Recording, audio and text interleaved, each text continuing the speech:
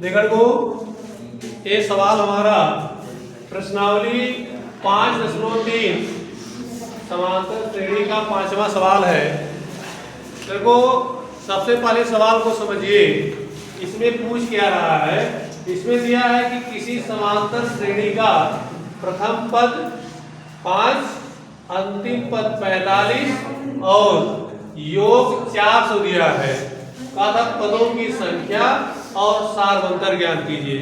लड़कों जो पदों की संख्या होती है वह n का मान होता है और सारवंतर जो ज्ञात करना है d का मान होता है। लड़कों यहाँ पे सबसे पहले हम देखेंगे कि इसमें क्या क्या चीज दिया है, तो हम लोग इसको हल करते हैं। तो सबसे पहले दिया है प्रथम पद, तब प्रथम पद लड़कों किसका मान होता है, ये का मान होता है। तो यहाँ लिखेंगे प्रथम पद बराबर हो जाएगा 5, अर्थात a का मान प्रथम पद a बराबर हो जाएगा हमारा 5। और वो इसमें दिया है अंतिम पद, तो अंतिम पद जो होता है वो ये n का मान होता है और l का मान दोनों का होता है, अर्थात an बराबर l बराबर हो जाएगा को हमारा 45।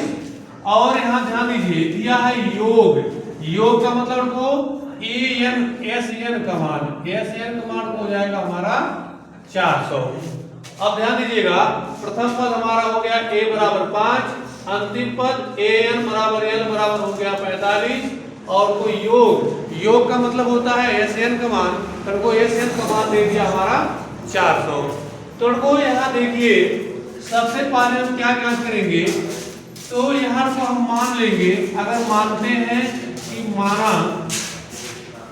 माना पदों की संख्या, माना पदों की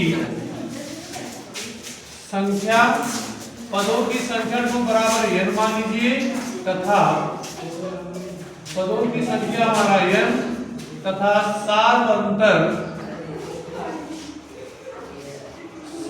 अंतर लड़कों d है, क्योंकि हमारा ये मान होता है पदों की संख्या n हो गई और सार अंतर हमारा d हो गया। अब लड़कों जो है हम सूत्र के प्रयोग से जो है इसका मान ज्ञात करेंगे। लड़कों इसका छोटा सूत्र जो होता है ये होता है कि SN बराबर को होता है n/2 और कोष्टक में a प्लस l होता है, a प्लस l होता है। तो a प्लस को l से हम इनका मान ज्ञात करेंगे। तो यहाँ को ध्यान दीजिएगा SN का मान हमारा दिया है 400, इस SN के स्थान पे रखेंगे 400 बराबर n का मान ज्ञात करना है तो बटे 2 कर देंगे और कोष्टक में a का मान जो दिया तो कितना है 5 है और l का मान दिया है 45 है। अब ध्यान दीजिए कि यहाँ क्या करेंगे, हम चाहो 2 से इसमें गुणा करवा दो और n से इन दोनों में गुणा करवा दो। अगर वो इसमें 2 से गुणा करवाते हैं तो यहाँ लिख सकते हैं 400 गुणे 2 और बराबर n गुणे इनको जोड़ दे कितना हो जाएगा 50 हो जाएगा।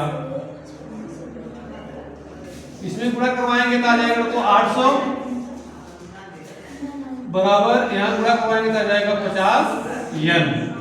तो n बराबर लिख देंगे 800 बटे 50। को 0 0 से काट दीजिए, इसे करेंगे तो 5 से काटेंगे तो हो जाएगा 5 × 9 5 और 3 8 5 6 30। देखो n का मान हो गया हमारा 16। n को जो हमारा पहला मान जो है निकल गया, जो हमारा दिया पदों की संख्या n, तो n का मान हमारा आ गया 16। अब हमको इसमें पूछ रहा है कि सार अंतर अर्थात हमको अब d का मान ज्ञात करना है। तो हम लोग को बगल लगाते हैं d का मान ज्ञात करने के लिए हम जो है n वाला जो सूत्र होता है छोटे सूत्र से हल करेंगे।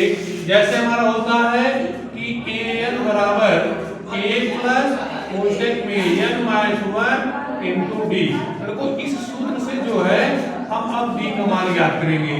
तो यहाँ देखिए को an इसे हमारा दिया an बराबर l बराबर 45, को an के स्थान पर रखेंगे 45 और तो देखिए a का मान हमारा दिया है 5, क्या हो जाएगा 5 प्लस n का मान हमारा निकला है 16, यहाँ लिखेंगे 16 -1 इंटू डी।